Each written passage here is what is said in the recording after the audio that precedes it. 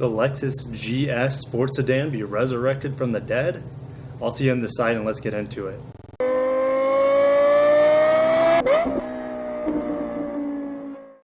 So if you've been following my channel for a while, you know that I've been talking about the GS.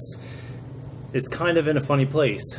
Their sales volume goes down every year, at least for the past 3 years or so, and it doesn't look good for the vehicle.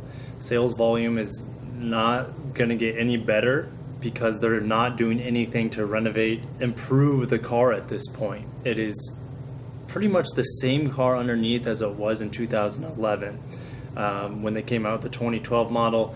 That is the newest iteration of the GS. Yes, they had a minor refresh in 2016. They gave it, some new lights, new bumpers, interior just a little bit different. But really, the car is the same for the past 8-9 years at this point. I've been talking a lot lately how the GS is probably going to be axed, and as a result, they would probably increase the size of the new IS that'll come out probably next year or the year after.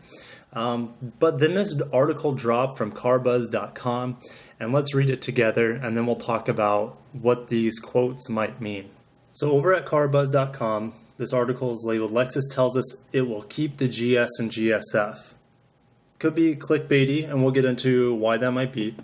So skip this first paragraph. Let's just get into the meat and potatoes. We asked newly appointed Lexus Vice President and General Manager David Christ that very question during a round-table discussion at this year's Detroit Auto Show. His answer surprises. So what question is that? Well, they just want to know what the future of the GS. I mean, that's a very simple question. So Dave Christ goes on to say, on the GS, although it is a little bit older, it achieved our plan for the year, and it seems to be holding up well considering its age. Yeah, it is holding up well, but so is a 2013 GS considering its age. So I'm gonna try to read this article and not stop along the way. There's not a whole lot he says, but I just want to bring us back down to earth, because a lot of people think that this guy's trying to give hope for those GS owners or future GS owners that there's going to be a new GS, but I'm looking at this very skeptically. Chris goes on to say, it fits really well with our lineup and we continue to invest in it and keep it.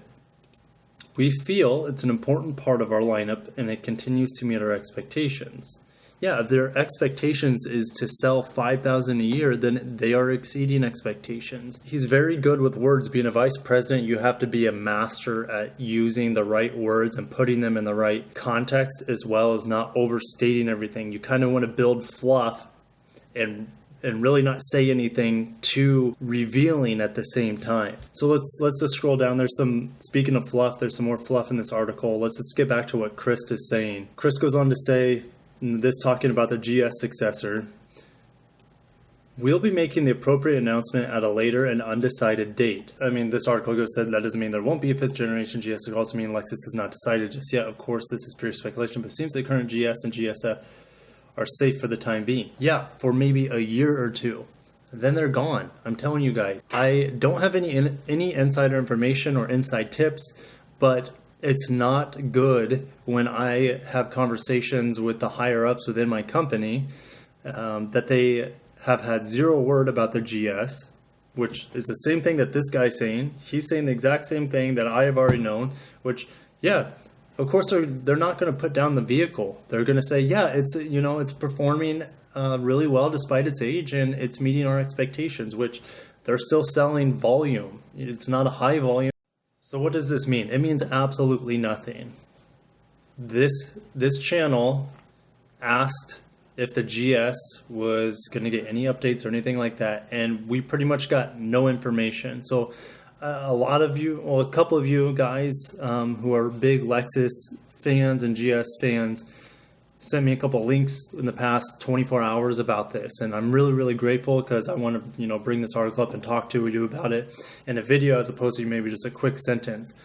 I still don't expect the GS to have a revival. I could be wrong. My expectations could be completely wrong. They could come out with another GS. But from all the things I'm hearing, it sounds like the IS is going to get a little bit bigger, maybe slightly smaller than the ES. The ES is going to have all-wheel drive. And at that point, what's the point of the GS?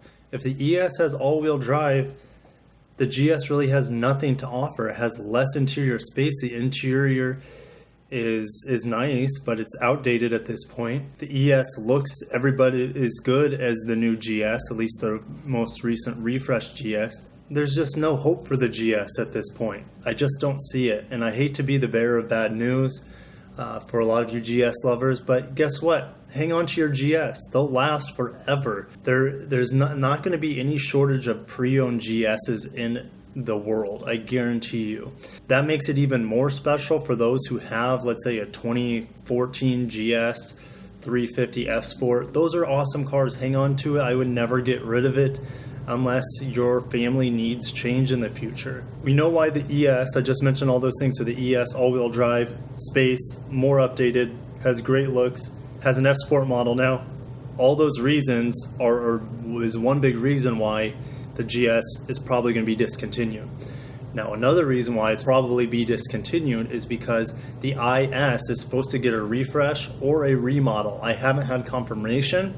The things I've been hearing is that it's going to be another refresh, which I hope not, because if it's another refresh, it's not going to grow in size. So if it's another redesign, they can expand it out a little bit to make it somewhere in between the current GS and IS. They're probably going to put that twin turbo V6 that's in the LS 500 into the IS and call it the new ISF. Yes, I would probably still rather have the 5-liter, what is it called? The 2UR GSE motor. I would rather have that the one you see in the GSF, and bring that over to the ISF, because the original ISF had, that first iteration of the 2UR motor.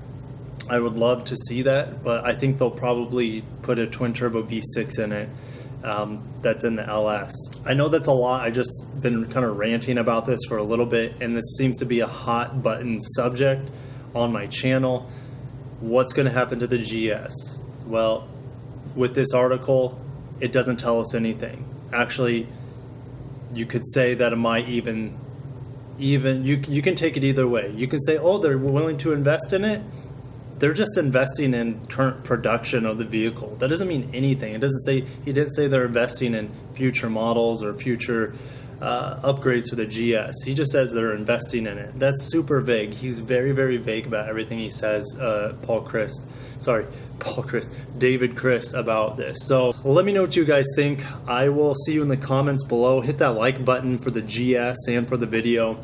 And I will see you down below, and I will be happy to discuss with you more about the GS and the future of the sports sedan from Lexus, whether that is a new GS or an updated IS. So I'll see you guys next time.